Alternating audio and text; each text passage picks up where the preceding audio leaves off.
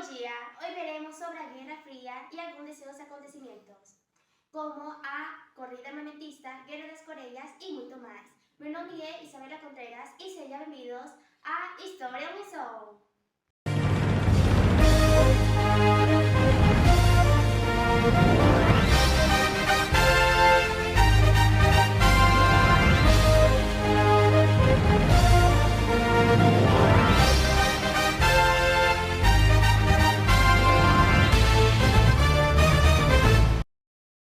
Episódio de hoje: Guerra Fria. Bom dia a todos. Me chamo Rafaela Miranda Belmonte e sou repórter do jornal História em Ação. Hoje vamos contar um pouco sobre a Guerra Fria, que foi um conflito ideológico e tecnológico entre os Estados Unidos e a União Soviética, que disputaram pela hegemonia de um só sistema econômico. Os Estados Unidos defendiam o sistema capitalista, enquanto a União Soviética defendia o sistema socialista. A Guerra Fria se deu início em 1947, tendo como marco de início a Guerra Armamentista. Hoje trouxemos duas historiadoras muito importantes que vão nos contar um pouco mais sobre esse assunto. Corrida armamentista.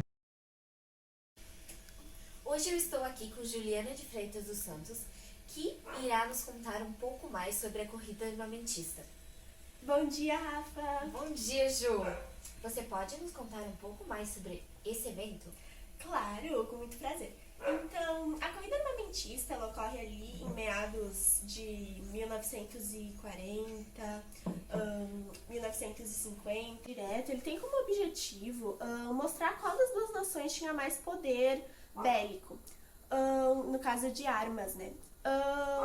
Acontece que os Estados Unidos acabam então lançando uma bomba atômica na cidade de Hiroshima e Nagasaki, no Japão, mesmo sem ter nenhum tipo de conflito direto assim com essas cidades, apenas para provar para o mundo inteiro o quanto de poder bélico ele tinha. A União Soviética também não ficou para trás, assim. Eles não lançaram bombas atômicas em nenhum lugar, mas eles desenvolveram a sua própria arma nuclear no seu próprio país, mas não lançaram em lugar nenhum, só para falar que eles tinham força nesse equipamento mesmo. Guerra das Coreias. A Alemanha não foi o único país dividido após a Segunda Guerra Mundial. No leste da Ásia, outra divisão surgiu, e esta, ao contrário do caso alemão, se mantém até hoje. Bom, hoje eu estou aqui com Letícia Saavedra para nos contar um pouco mais sobre a Guerra das Coreias. Bom dia, Rafa. Bom dia, Leti. Então, para começar, antes da gente começar a falar sobre a Guerra das Coreias, a gente primeiro tem que ver como se originou a divisão entre as duas Coreias. Bem, no final da Segunda Guerra Mundial, o Japão imperialista, que por muito tempo, desde 1910, possuía domínio sobre a Península da Coreia, como um país do eixo, que ele perdeu e também junto perdeu a posse sobre a península. Logo depois vieram os dois países rivais, o URSS e os Estados Unidos, trazer sua influência para a península. E a partir daí se originaram as duas Coreias.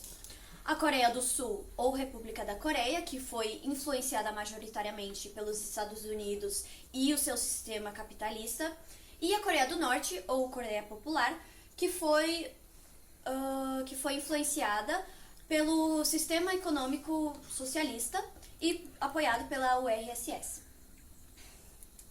E a partir daí, a antiga União Soviética e os Estados Unidos fizeram um acordo e dividiram a Coreia através do Paralelo 38.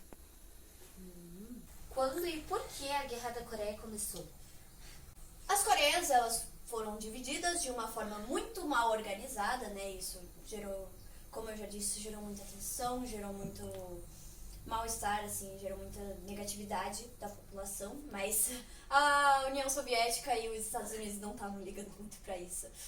Enfim, e daí quando os Estados Unidos e a União Soviética saíram de lá, deixaram eles livres, eles estavam independentes e elegeram seus presidentes, eles tinham, ambos os presidentes das Coreias, eles tinham esse ideal de unificar a Coreia. Mas nunca aconteceu com as duas partes, sabe?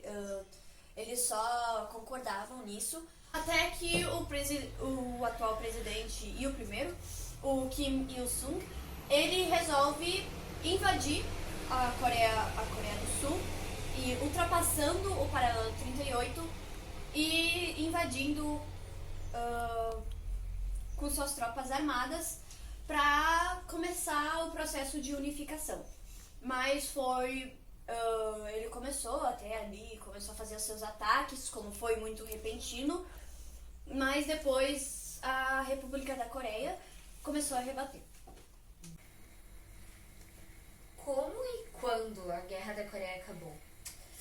Ela acabou em julho de 1953 e esse conflito acabou meio mal resolvido, não teve nenhum acordo de paz. Eles não se resolveram até porque até hoje as Coreias se mantêm divididas, né?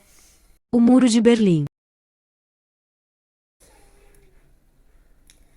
Agora, nós trouxemos as mesmas historiadoras de antes para nos contar um pouco mais sobre o Muro de Berlim, que foi uma barreira física construída pela Alemanha Oriental durante a Guerra Fria, então, que circundava a Berlim Ocidental. Agora, nós daremos espaço para a historiadora Juliana nos contar um pouco mais além do que o Muro de Berlim significa, né? Então, a queda do Muro de Berlim no contexto da Guerra Fria também significou a reunificação das duas partes da Alemanha e a vitória do capitalismo sobre o socialismo. O Brasil na Guerra Fria. Bom, agora que nós já encerramos o assunto sobre o Muro de Berlim, vamos falar um pouco mais sobre o nosso país. Como ficou a situação aqui? Então, desde muito tempo o Brasil ele já era um grande apoiador dos Estados Unidos e com o fim da Guerra Fria, com a derrota da União Soviética, o Brasil cortou totalmente o seu apoio com a URSS e ficou mais dependente ainda dos Estados Unidos, que é um grande ícone capitalista.